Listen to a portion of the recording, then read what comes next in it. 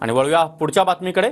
आत्महत्याग्रस्त शेतकऱ्यांचा वारसा निधीवर वाद होण्याची शक्यता निर्माण झाली आहे। यावर्षीचा निधी बंद केल्याचं महसूल विभागाचं 3 तारखेचं परिपत्रक समोर आलंय।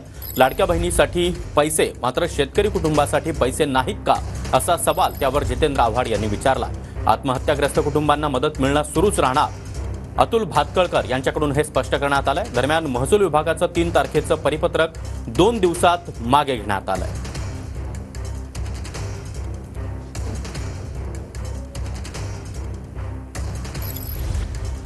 300 आणि 400 कोटी रुपये तुम्हाला ॲडव्हर्टाईजसाठी खर्च करायला पैसे आहेत।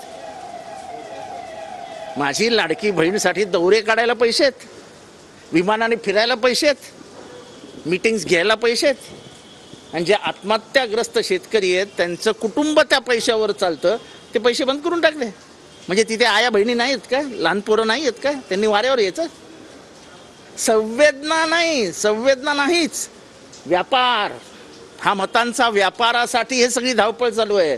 काही लोकांनी विरोधकांच्या माध्यमातून मुख्यमंत्री लाडकी बहीण या योजनेअंतर्गत जो काही लाभ बहिणींना मिळतोय त्याच्यासाठी शासनाने असा काही निर्णय घेतला आणि त्या येणाऱ्या शेतकऱ्यांच्या आत्महत्यांच्या बाबतीत असेल किंवा अन्य कुठल्या योजना बंद करून लाडकी बहीण योजनेच्या कडे तो पैसा डायव्हर्ट केला जातोय, अशा स्वरूपाच्या चुकीच्या बातम्या पेरण्याचं काम